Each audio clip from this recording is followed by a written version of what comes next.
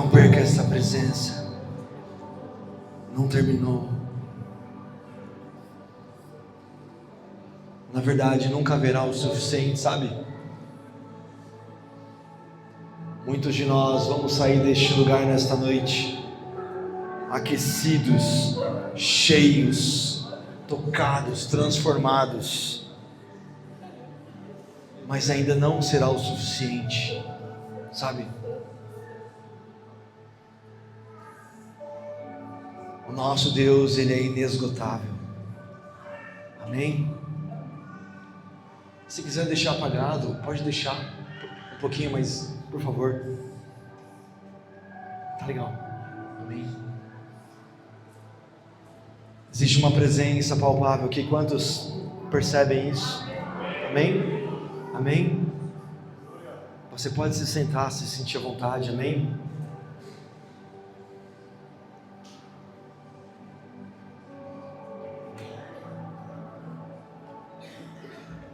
Sim, Jesus, nós desejamos a Tua presença. Sabe, meus irmãos, eu costumo dizer uma coisa lá em Mogi, para os amigos que a gente congrega junto. Eu costumo dizer para os amigos que se reúnem na minha casa, nós fazemos algumas reuniões de célula em casa, né, que nós chamamos de Livingstone. É uma célula, um GC, uma célula. E eu digo para os meus amigos que é a presença.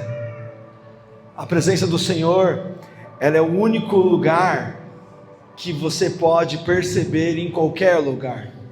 Quando você está na sua casa, você tem o seu conforto, você tem o seu cantinho, você tem o lugar preferido. E quando você vai para um hotel, para uma pousada, descansar com a sua família, não é a mesma coisa, não é verdade?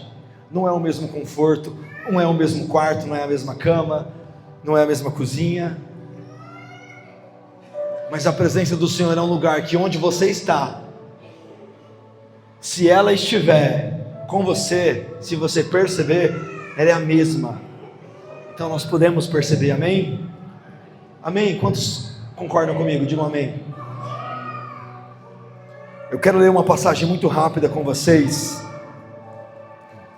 sobre duas pessoas que caminhavam para uma aldeia chamada Emaús. Você já conhece essa história, mas existe algo muito precioso que o Senhor tem falado ao meu coração. Essa mensagem eu vou tentar sintetizar de uma forma bem rápida, para não ser prolongado aqui, mas o Senhor tem colocado no meu coração essa mensagem. Ela tem me queimado, tem me incendiado, sabe, de um tempo para cá. Quando o pastor Paulo fez o convite para nós estarmos aqui com vocês, eu não hesitei, porque primeiro, eu me sinto em casa, amém? Eu amo muito vocês. Tem uns rostinhos novos que eu não vi ainda, mas tem muita gente que eu conheço aqui já.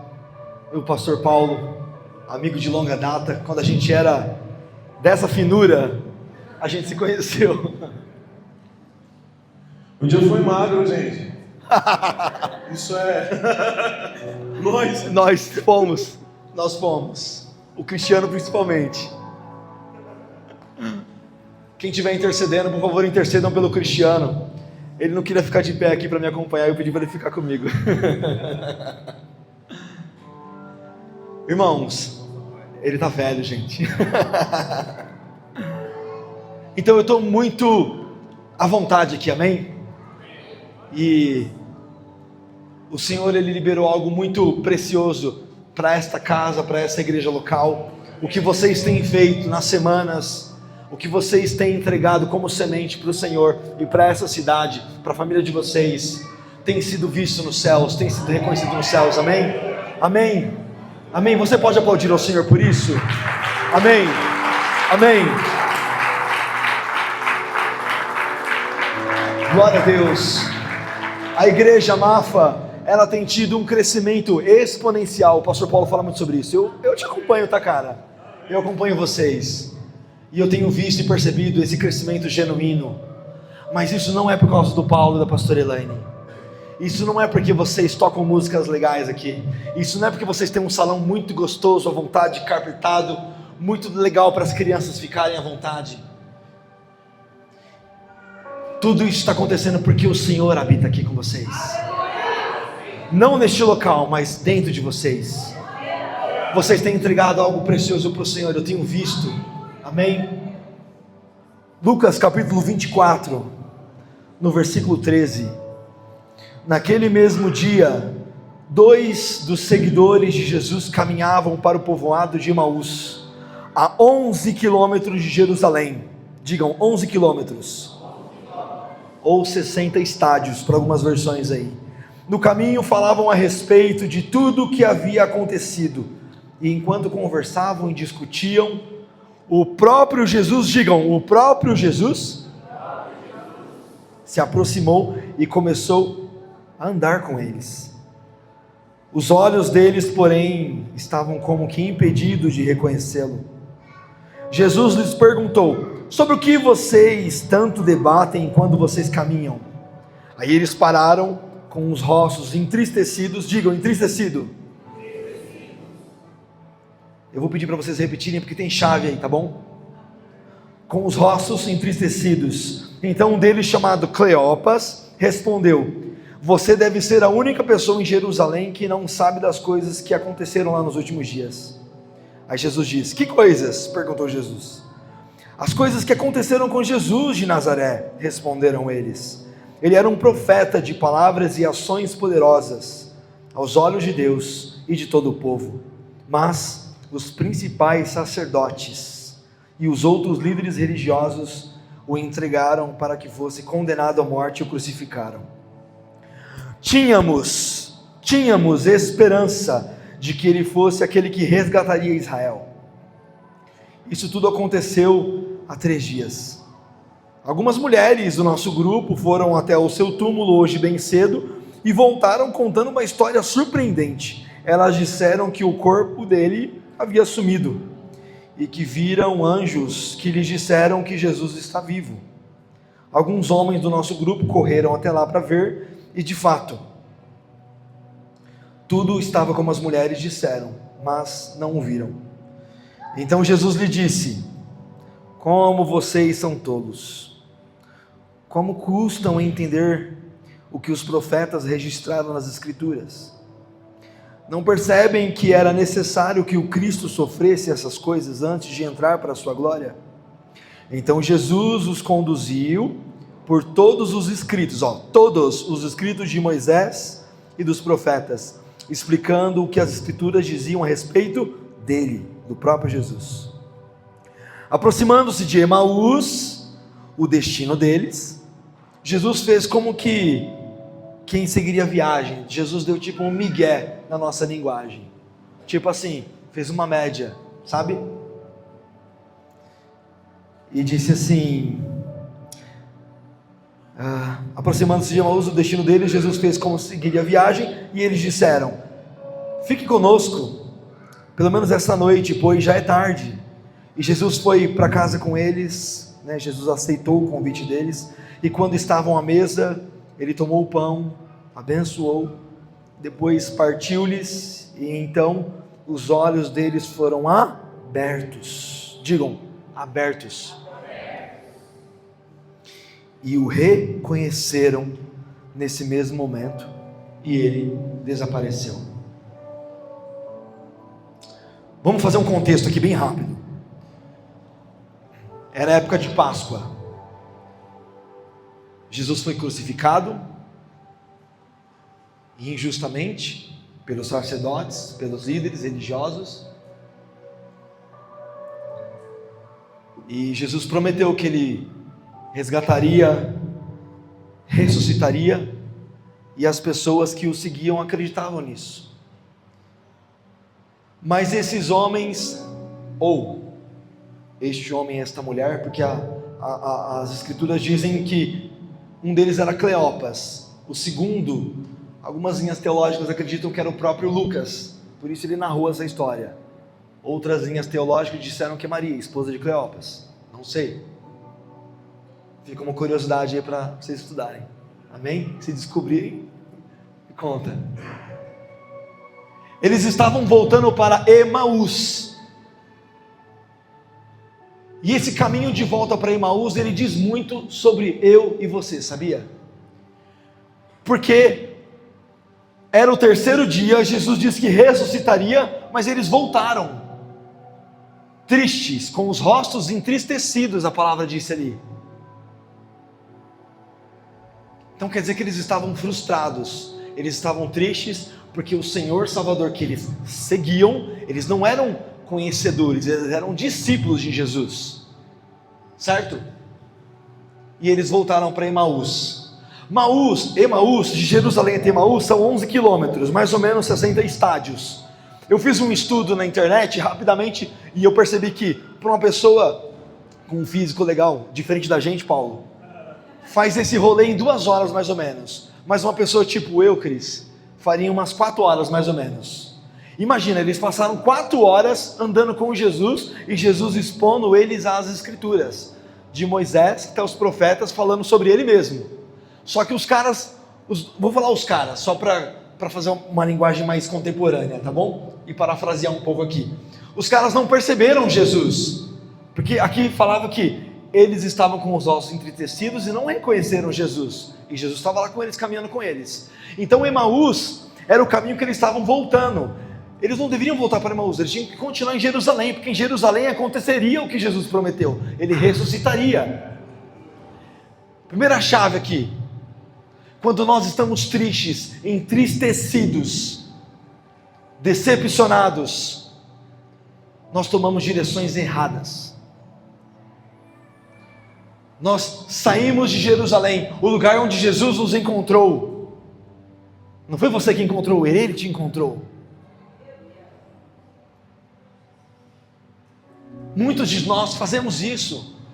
Nos nossos dias mais difíceis, em vez de continuar olhando para Ele, nós olhamos para trás e nós voltamos um caminho que não deveria voltar. Emaús fala sobre caminho, rota indevida, direção errada. Outra chave muito interessante que fala sobre esse caminho: eles estavam com os rostos entristecidos, e os olhos deles não perceberam quem era Jesus. Outro perigo: eu e você poderíamos fazer pior do que eles e não perceber Jesus também. E detalhe, eu e você carregamos Jesus dentro de nós. Eles estavam com Jesus, andando do lado, eles seguiam, eles eram discípulos de Jesus.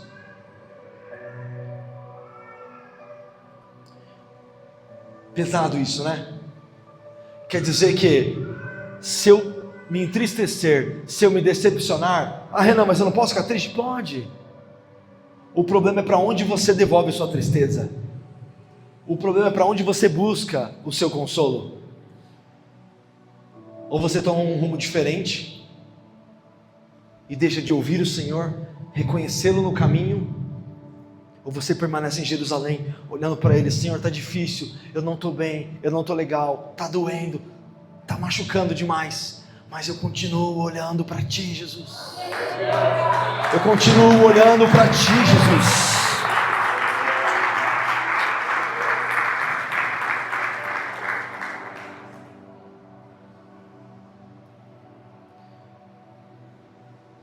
Quantos aqui são discípulos de Jesus também?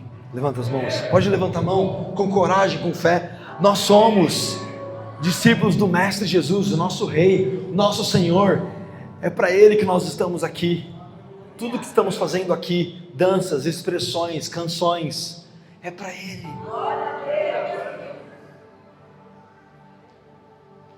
Mas cuidado para os seus olhos espirituais e os seus ouvidos não perceberem Jesus no caminho.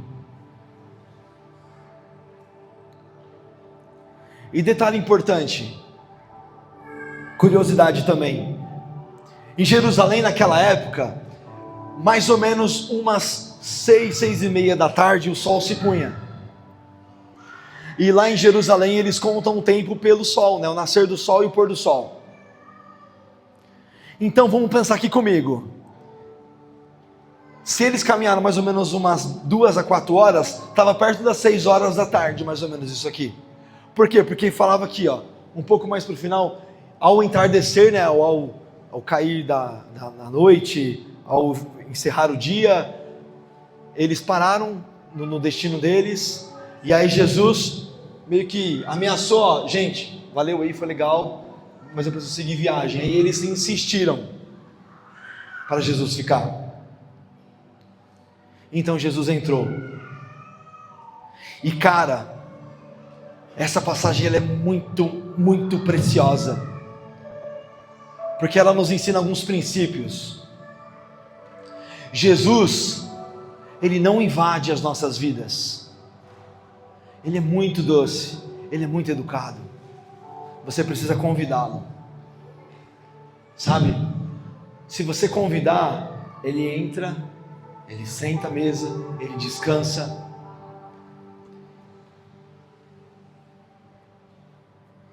E aqui no versículo 28, aproximando-se de Emaús, o destino dele, Jesus fez com que seguiria a viagem, mas eles insistiram: fique conosco esta noite, pois já é tarde.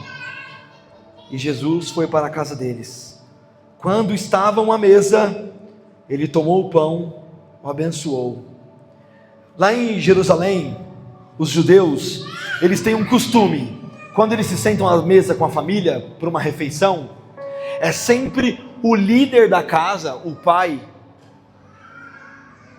quem abençoa a refeição. Isso é uma cultura judaica, amém? Deveria ser uma cultura nossa também, agradecer em todas as refeições, sozinho, com a esposa, com os filhos, com o pai, com a mãe. Mas brasileiro é difícil, né? Então vamos pensar. Na verdade, quem tinha que abençoar essa refeição, esse pão na mesa, era Cleópatra, porque era o líder da casa, né? Olha a chave aqui. Eles não só convidaram Jesus para entrar, mas eles convidaram Jesus para liderar a mesa. Ah, a mesa, cara. A mesa. A mesa. A mesa. O Senhor tem nos ensinado muito sobre mesa. E falar sobre mesa, infelizmente, irmãos, eu não sei vocês, mas eu fiquei um pouco empapuçado, porque virou moda falar: vamos fazer uma mesa, virou moda no meio cristão, no meio gospel. Mas vamos ressignificar o sentido da mesa, porque a mesa é preciosa. É o que nós estamos fazendo aqui essa noite, amém? Amém. A mesa, o banquete, para que o noivo desfrute, para que o noivo governe, para que ele seja o centro. Parta o pão. Então eles convidaram Jesus, Jesus entrou e convidaram Jesus para liderar a mesa e abençoar os pães.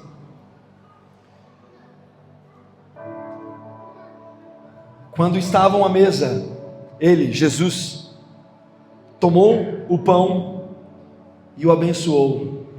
Jesus fez uma oração judaica de gratidão. Ele agradeceu, partiu o pão. Então os olhos deles foram abertos e o reconheceram. A mesa não é um lugar só para partir o pão. A mesa é um lugar de revelação. Revelação. É muito precioso sentar à mesa e compartilhar Jesus. Sabe por quê? Porque quando ele está na mesa, tem revelação, Paulo. Tem revelação. Os olhos são abertos. E quer saber? Depois que tudo isso aconteceu, você vai ler depois na sua casa, se você ainda não leu. Eles vão falar assim: queimava o seu coração também enquanto ele nos falava as escrituras no meio do caminho? Com o que o seu coração tem se queimado? O que os seus ouvidos têm ouvido e tem queimado o seu coração? Porque quando nós ouvimos a voz dele, os nossos corações queimam. E ao partir do pão, os nossos olhos se abrem e reconhecemos quem tu és. Ao som da sua voz, Os nossos corações queimam de amor, queimam de amor. É isso, é simples. O que você tem ouvido? O que você tem ouvido? Para quem você tem dado ouvidos?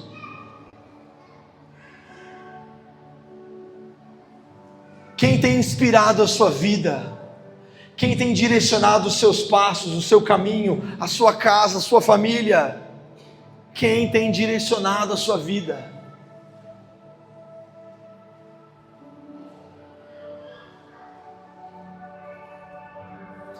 Então os olhos deles foram abertos e o reconheceram.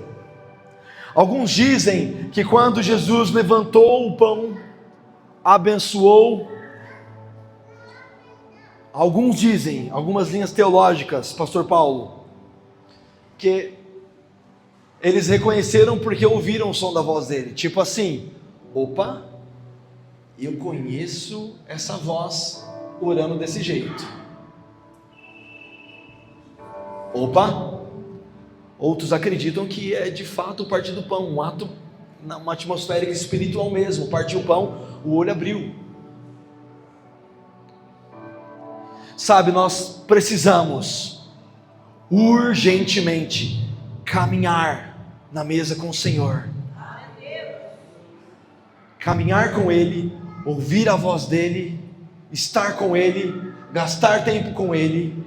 Mas isso tem sido o nosso maior desafio, sabe por quê? Porque o tempo tem sido a moeda mais cara dos nossos dias, não é verdade? Mas o Senhor nos ama. Não quero ser triunfalista aqui, eu não preciso de um discurso triunfalista, vocês não precisam disso, mas o Senhor nos ama. Então, enquanto há tempo, volte para Ele. Enquanto há tempo, volte a queimar por Ele. Se você ouvir a voz dEle, e a palavra diz que a fé vem pelo ouvir e ouvir a palavra de Deus. A parábola do lavrador fala sobre as sementes, que é a mensagem, e muitos desperdiçaram. Mas aquele que deixa a mensagem, a semente entrar, ela produz frutos. Nós precisamos ser uma igreja que ouve o Senhor, uma igreja que coloca o Senhor no centro da mesa, para Ele partir o pão, abrir os nossos olhos e revelar quem Ele é. E quando Ele revela quem Ele é, eu sei quem Ele é, eu correspondo em exaltação, eu correspondo em adoração, eu correspondo em entrega, eu correspondo em missão, eu correspondo em oração, eu me prostro diante dEle. Amém? Mafa, essa é uma noite de você voltar a ser incendiado novamente. Incendiado novamente. Você pode se colocar de pé, por favor? Se você puder, fique à vontade. Quem não puder, tudo bem. Tem algumas pessoas com crianças.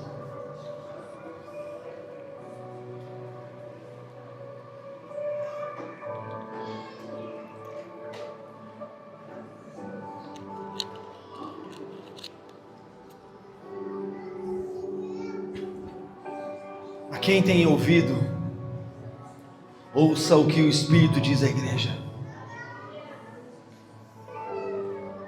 O Senhor é a voz que continua a falar aos corações. Feche os seus olhos, não se distraia, por favor. Por favor, não se distraia. Existe algo muito precioso do Senhor para a minha vida e para a sua vida.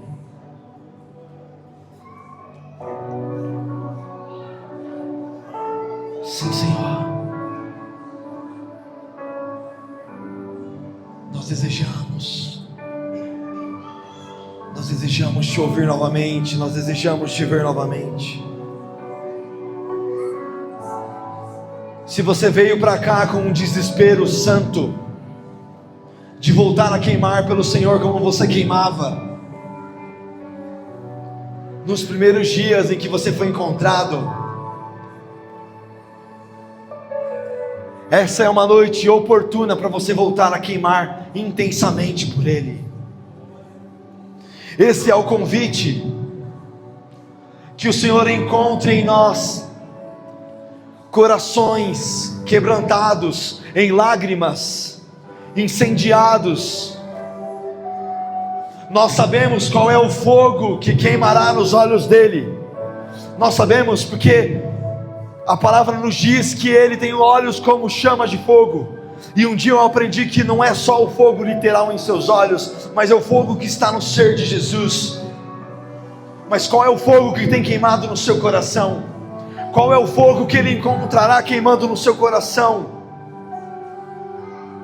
Qual é o fogo que o Senhor encontrará? Existe uma necessidade de voltarmos para Ele, de nos voltarmos para Ele, de voltarmos para Jerusalém, de onde nós não devíamos ter saído. Existe uma necessidade santa da igreja crescer, não em números, mas em fogo, em cristianismo genuíno, em verdade, em espírito. Está na hora de eu e você procurarmos ser quem Ele procura, e Ele procura adoradores que o adoram em espírito e em verdade. Em espírito e em verdade. O Senhor procura adoradores que o adoram em espírito e em verdade. Nesta noite, eu quero te convidar, pelo menos nesse instante, peça ao Senhor. Ele sabe o que deseja o seu coração, mas Ele quer te ouvir. Diga a Ele: Senhor, eu quero voltar a queimar outra vez. Eu quero voltar a me apaixonar por você outra vez. Eu quero voltar a acordar nas madrugadas. Eu quero voltar a derramar lágrimas. Eu quero voltar, Senhor, a me incendiar outra vez. Eu quero voltar para o ministério. Eu quero voltar. Eu quero voltar a te devolver o talento que o Senhor confiou em mim. Eu quero voltar. O Senhor tem saudades. O Senhor tem saudades. O Senhor tem saudades. Ele tem saudades. Pega meu celular nesse pedaço, por favor. O Senhor tem saudades de você.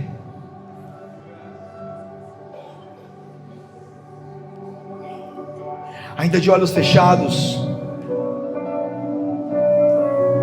eu não quero te constranger,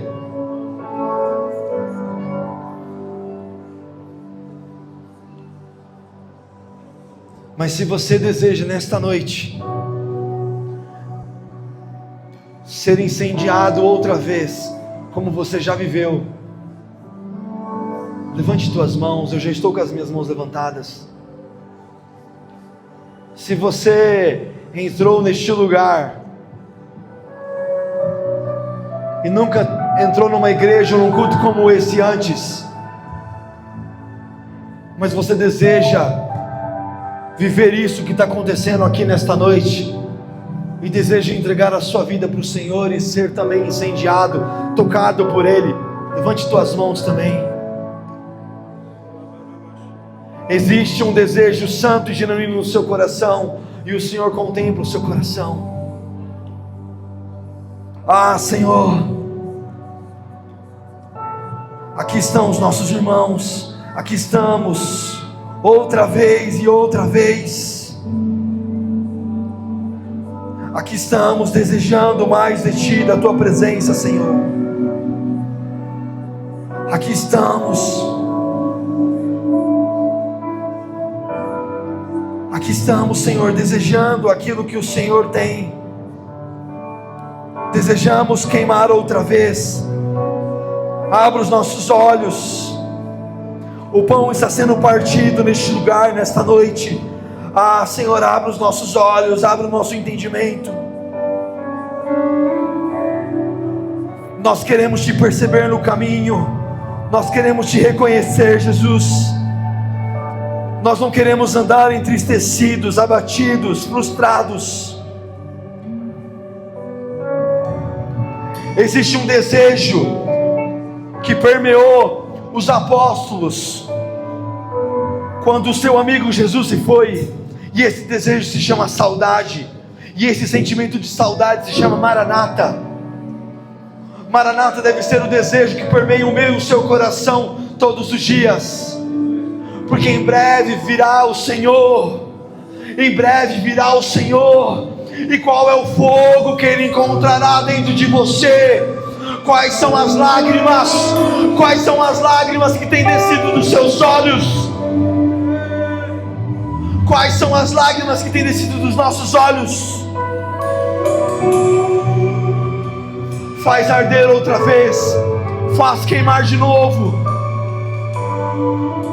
faz queimar de novo, Jesus.